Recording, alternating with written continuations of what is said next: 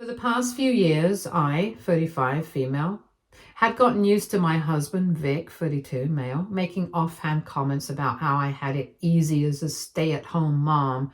At first, I brushed them off, thinking he was just venting about work stress, but over time, the remarks became sharper.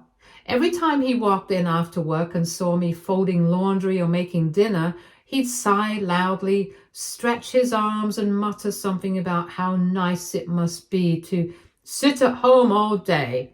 If I ever mentioned feeling tired, he'd scoff and say he was the one who worked real hours. At first, I told myself he didn't mean it. Maybe he just didn't understand how much work went into keeping the house running, raising the kids. But after years of hearing the same dismissive comments, it was clear he really did believe that I had it easy. The final straw came during a family dinner when my brother-in-law joked about how exhausted he was from working long shifts. Vic, in front of everyone, chuckled and said that at least he wasn't doing nothing like his wife. The conversation stopped for a second before his mother, ever the traditionalist, chimed in, saying that men had to carry all the financial burden while women got to live in comfort. I froze, utterly humiliated.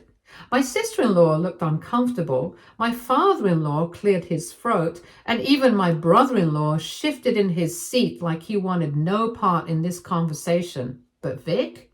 He sat back in his chair, nodding along as if he was some noble martyr carrying the entire world on his shoulders. That night, as soon as we got home, I confronted him. I told him that being a stay-at-home mom wasn't some luxurious vacation. I handled every single aspect of our kids' lives: school drop-offs, homework, doctor's appointments, cooking, cleaning, laundry, and the dozens of little things he never even noticed. His response?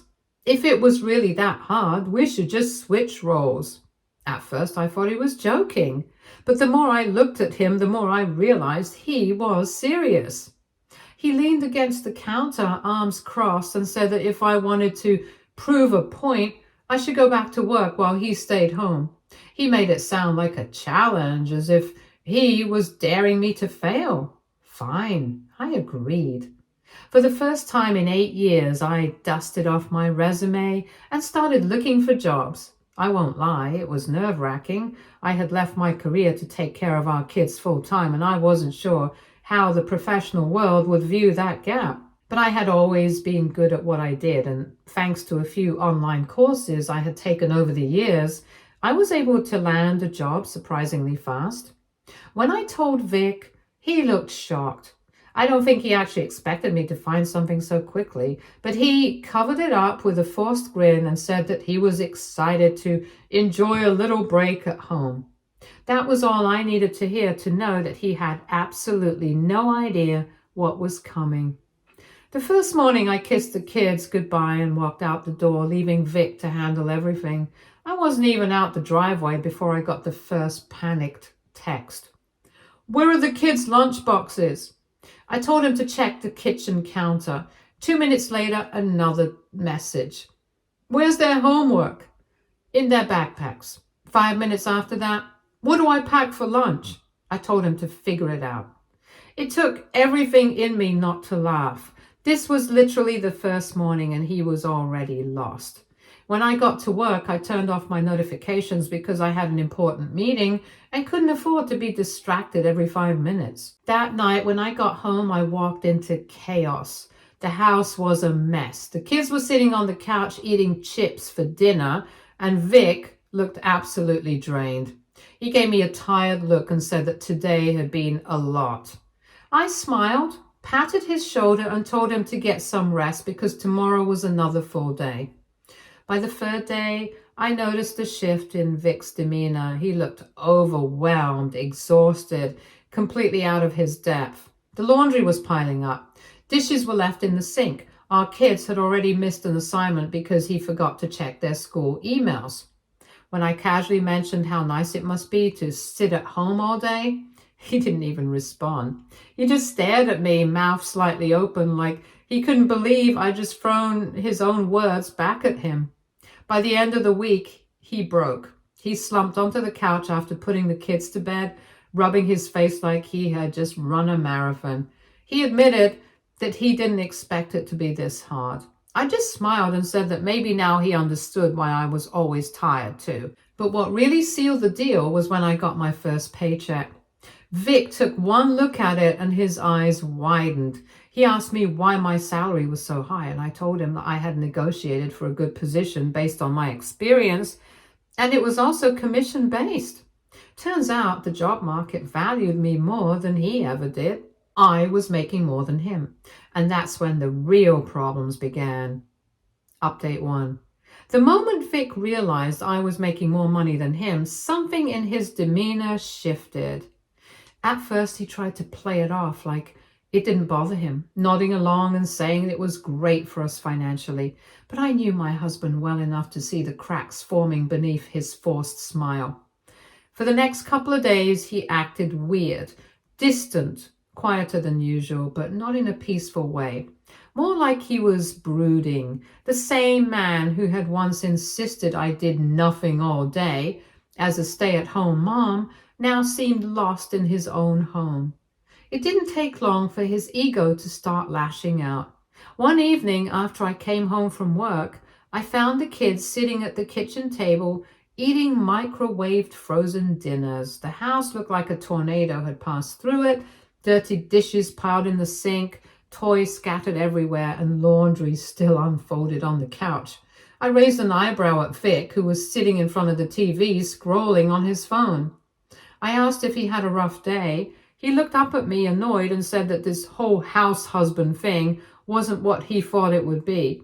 He complained that the kids were impossible. They didn't listen to him and he didn't have time to cook when they kept demanding his attention. I pointed out that I had managed to do it for 8 years without complaining. His jaw clenched. He muttered that it was different for me. I asked how exactly it was different. He had no answer. Update 2. Over the next couple of weeks, the resentment only grew. Vic struggled with basic household tasks. Constantly overwhelmed and frustrated, he barely kept up with the kids' schoolwork, often forgetting important forms and deadlines. The house was never properly cleaned, and he had started ordering takeout multiple times a week instead of cooking. One night, I came home to find him sprawled on the couch looking exhausted. I asked him if he had finished the grocery shopping like I had reminded him to do that morning. He groaned, saying he didn't have time. Didn't have time? I checked his phone and saw he had been playing games for hours. I pointed this out and he immediately got defensive, saying he needed a break after dealing with the kids all day. A break? I reminded him that when I was a stay-at-home mom, he would come home from work and expect me to continue doing everything, making dinner, putting the kids to bed, cleaning up, without ever needing a break. He huffed, saying that he worked a real job back then, implying that I had it easier than him. I couldn't believe it. I reminded him that this was the life he had wanted. He was the one who had mocked my role. He was the one who had insisted that we switch. And now, suddenly, he was realizing that it wasn't so easy. But if Vic was struggling with the housework, it was nothing compared to the way he was struggling with my income. My first paycheck had already rattled him, and my second one? That one broke him. I had officially doubled his salary. One evening, as I sat at the kitchen table going through finances, I noticed him staring at me. His expression was hard to read, but there was a tension in his jaw that made it clear something was bothering him. Finally, he asked, almost casually, how much I was planning to contribute to the joint account. I told him that I had been putting the same amount I always had, about $1,000 or so every month, to cover basic household expenses. The rest? It went into my personal account. His face twisted. He said that wasn't fair. I reminded him that while I was a stay-at-home mom, he never once suggested putting his entire salary into a joint account, so why should I? He shot back, saying that since I was the one making more now, I should contribute more to the household. I asked why he didn't feel that way when he was making more. Silence. Then he sighed and rubbed his temples, muttering that I was being difficult. I leaned back and looked at him. finally realizing what this was really about. It wasn't just about housework. It wasn't just about money. It was about power. For years, Vic had been the one with financial control. He had been the breadwinner, the one who got to complain about work while I handled everything else. He had been the one who looked down on my contributions, dismissing them as important. But now he was the one struggling. Now he was the one being undervalued, and he hated it. Update 3. A week later, after another exhausting day, Vic finally snapped. He told me he couldn't do this anymore. He hated being home all day. He missed working. He felt worthless. I asked what he wanted to do about it. He hesitated before saying that maybe it was time for us to switch back. I stared at him stunned. After only 6 months of being a stay-at-home dad, he was already begging to go back to work. 6 months. That's how long it took for him to realize that everything he had mocked wasn't easy at all. I asked him why he suddenly wanted to go back to work when he was the one who had insisted I go back in the first place. He avoided my gaze, muttering that he just wanted to be the man of the family again. I almost laughed. He didn't want to go back to work because he missed working. He wanted to go back because he couldn't handle not being the one in control anymore. He thought that if we switched back, everything would return to how it used to be. But he was wrong, because I had finally gotten a taste of what it was like to be valued, to be independent, to not have my contributions dismissed. And I wasn't about to give that up. I crossed my arms and told him flat out, no, we weren't switching back. I had restarted my career. I was thriving. I loved what I was doing. I loved not being treated like my work didn't matter. And I refused to go back to a life where I was expected to sacrifice everything while he took the easy way out. Vic looked at me stunned, like he couldn't believe I was actually saying no to him. For the first time in our entire marriage, the power was in my hands, and he hated it. Update 4. After my outright refusal to switch roles again, Vic didn't take it well. In fact, his entire attitude took a nosedive. He sulked, huffed, and pouted like a child denied his favorite toy. At first, I thought he was just processing his frustration and would eventually come to terms with it, but I underestimated just how much his ego had been bruised. Within days, his bitterness turned into outright resentment. It started small, little things here and there that seemed harmless on the surface but were clearly designed to get under my skin. He began making passive-aggressive comments under his breath, remarks about how some people didn't care about their families anymore, how some wives were more concerned with their careers than their homes. If I ever brought home takeout because I was too exhausted to cook after a long day at work, he would shake his head dramatically and sigh about how he still made an effort despite how hard his day was. Hard? He was home all day and didn't cook. I knew exactly what his schedule looked like because I had lived it for 8 years.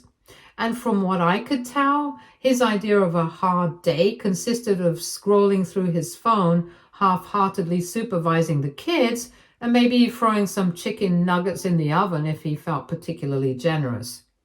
But instead of pointing that out, I let his little comments roll off my back.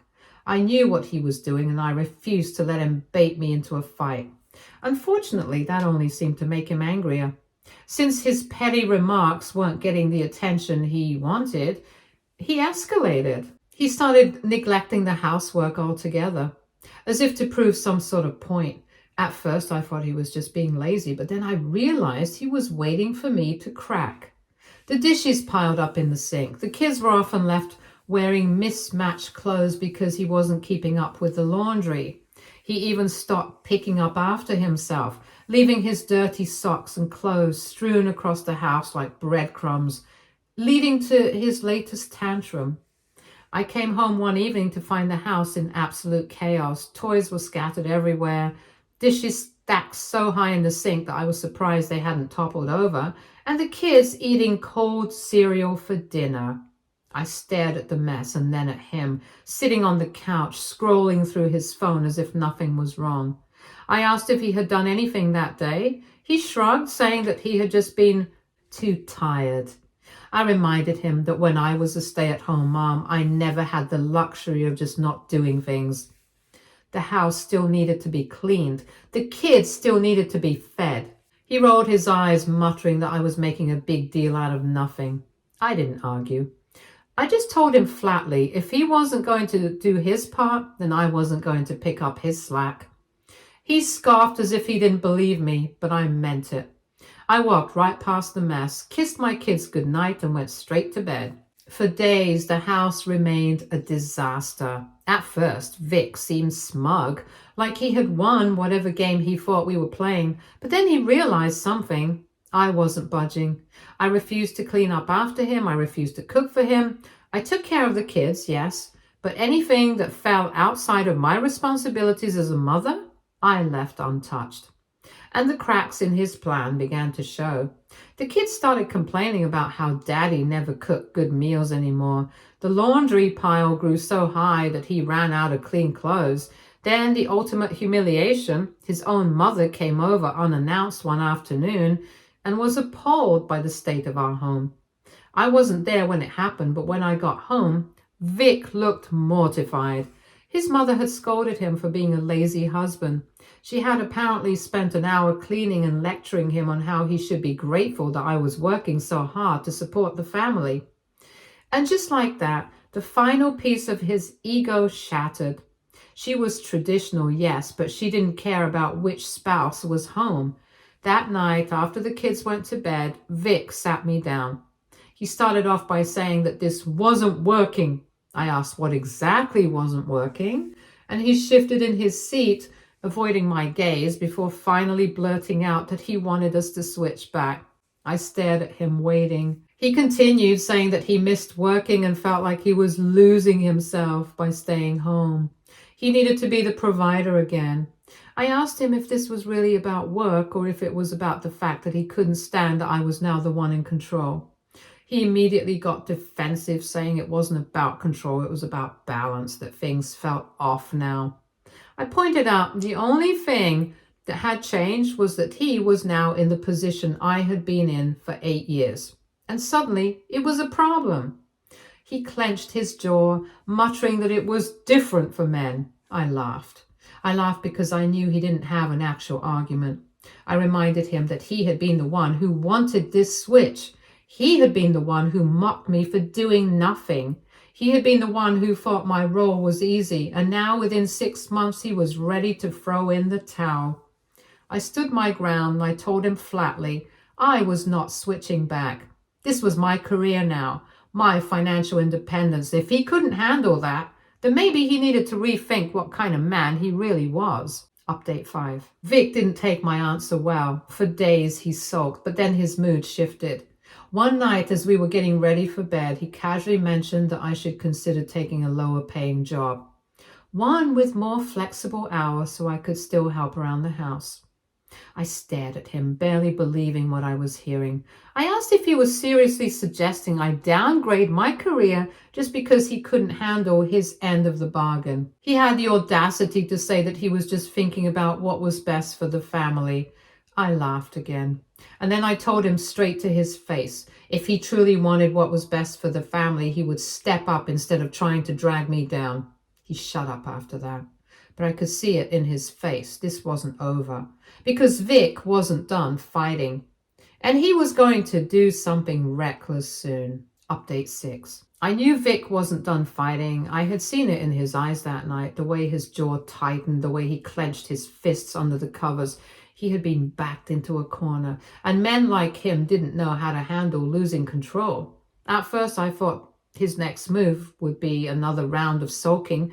Maybe he'd try guilt-tripping me, and maybe he'd even rope his mother back into it, hoping she'd pressure me into seeing reason. But that lady was unpredictable. But I had underestimated just how desperate he had become. It started with a gut feeling. I had just gotten my paycheck and went to transfer some of it into our joint account, something I always did. But when I logged in, my stomach dropped. The balance was significantly lower than it should have been. At first, I thought I'd made a mistake. Maybe I had miscalculated some bills. Maybe there had been a delayed withdrawal somewhere, but then I checked the transactions, and that's when I saw it. Vic had withdrawn nearly $8,000 in the past week alone. How had I missed the notification? I felt my blood run cold. I immediately went to find him, demanding to know what he had done with that money. Vic didn't even look surprised that I had noticed. He leaned back in his chair, smirking, as he said he had taken care of it. I felt my pulse hammering as I asked him what exactly he had taken care of. His smirk widened as he casually explained that he had invested in something that would make him the provider again. I felt my head spin. I pressed him to clarify, to tell me what he had spent our savings on. Vic shrugged and told me it was a business. He had bought into a franchise opportunity, something that would make him a ton of money. I was stunned. Not only had he drained our joint savings without telling me, but he had dumped it into some sketchy franchise opportunity. I asked him which franchise, what kind of business, and what the hell he was even talking about. And then he said it. It was a sales-based model, something that worked on passive income. All he had to do was recruit people and the money would start rolling in. I nearly dropped my phone. This man had spent our savings on a multi-level marketing scheme. I was so stunned that for a moment I couldn't even speak. I just stared at him, waiting for him to realize how absolutely stupid he sounded. But he just kept rambling on about growth potential and business independence like he hadn't just blown through everything we had saved. When I finally found my voice, I asked him if he was serious. Vic rolled his eyes, brushing me off as he said I didn't understand business. He reminded me that I had never run one before, but I needed to trust him because this was how successful people made real money. I let out a sharp laugh and told him I didn't understand business. I reminded him that I literally out-earned him now. I ran projects, I managed people, I actually had a career, not a pyramid scheme. His face twisted with frustration as he snapped that it wasn't a pyramid scheme, it was a networking opportunity. I almost felt bad for him. Almost. I told him flat out that he had just wasted our money on a scam. His entire demeanor shifted then. Gone was the smug confidence, replaced with the anger of a man who knew deep down that he had just royally screwed up. And that's when the excuses started. First, he tried blaming me. He said if I had just let him go back to work like he wanted, he wouldn't have had to take matters into his own hands. I reminded him again that he had been the one to push for this switch. He had been the one who thought I had it easy. So then he shifted gears. He started saying that I owed it to him to support his business venture, that I should invest in it with my own money and help him get it off the ground. I stared at him like he had lost his mind. Let me get this straight, I said slowly. He had stolen money from our joint account, dumped it into a scam, and now he wanted me to throw in more money. He actually nodded. And that's when I realized Vic didn't just want to switch back to his old life. He wanted me to fund it. What had he done with his savings? Did he even have any more? Or did he just collect ridiculous golf sets with it? He wanted me to play the role of the supportive wife, throwing my hard-earned money into his ridiculous fantasy while he sat at home pretending to be a businessman. And the more I thought about it, the angrier I got, and I told him point blank that not a single cent of my money was going into his scam. He exploded. He started yelling about how I was selfish, how I didn't believe in him, and how I was ruining his chance at success. I let him rant and I let him scream. And then when he finally stopped to take a breath, I looked him in the eye and told him he had two options. Either he figured out how to fix this mess on his own, or I was done. He went silent. I could see the gears turning in his head. He was scrambling, trying to figure out if I was serious and if he could manipulate me into changing my mind, but I wasn't bluffing. I had already decided this marriage, it was over. I had been patient. I had given him every chance to grow up and take responsibility. But this insanity, this was my breaking point. I packed a bag that night and took the kids to my sister's house. I wasn't just leaving for the night. I was leaving for good. Update 7. Vic didn't think I would actually go through with it. And when I left that night, he didn't chase after me. He probably assumed I'd cool off and that I'd come back in the morning like I always did. That I'd see reason like a good little wife and we'd sweep this whole thing under the rug. But I didn't come back the next morning or the morning after that. For the next few days, Vic bombarded me with texts, somewhat angry, full of accusations about how I was abandoning our family over a little mistake. Others were desperate, promising that he would fix everything, that he would make it up to me. I ignored them. I was done playing this game. I had already contacted a lawyer, and when I finally responded, it was short and to the point. I was filing for divorce. Vic lost it. The messages turned nasty. He called me selfish, ungrateful, a gold digger who had forgotten her place now that she was making money. I almost laughed at the irony. For years he had belittled me for staying home and made me feel like I was nothing. Now the moment I had something of my own, I was the villain for not letting him leech off me. I didn't respond to his ranting. Instead, I had my lawyer send him the papers, and just like that, reality finally hit him. Vic tried to fight the divorce at first, probably thinking he could make things difficult for me, maybe even guilt me into reconsidering. But I was firm. I had given him one final warning that night, and he had thrown it in my face. Now there were no second chances. The moment he realized I was serious, he tried backtracking. He called me, his voice softer than I had heard in months. He said he had made mistakes, that he hadn't meant to hurt me. He had just been frustrated, just lost in the moment. He didn't want to lose his family over something like this. I let him talk, and then I told him the truth. I wasn't divorcing him just because of the money. I was divorcing him because I had finally seen him for what he was. A man who had spent years disrespecting me. A man who had mocked me, dismissed me, taken me for granted. A man who, the moment I found success, wanted to take it from me instead of being proud of me. And I was never going to let that man drag me down again. In the end, Vic had no choice but to accept it. Maybe it was because he finally saw I was beyond saving this marriage. Or maybe it was because he knew I would sue him into the ground if he tried to fight me on this. Either way, he signed the papers. I moved back into my house, but without him. Update 8. It's been 6 months now. My career is growing. I have financial freedom, stability, and most importantly, peace. Vic, on the other hand, is drowning. Turns out his brilliant business investment was a scam after all. His money is gone. The people who sold him on the dream have vanished. And now, with no wife to fall back on, he's struggling to keep himself afloat. He reached out once, just to let me know how hard things have been for him. I didn't respond, because Vic had made it clear over and over again that he only valued me when I was useful to him. And I would never make that mistake again, and I would certainly not let him use our children. Edit. I hired a nanny to help me out with the kids. That's how I've been managing. My mother-in-law was pissed off at my husband for being a fool, not me. He hasn't visited the kids since I filed for divorce.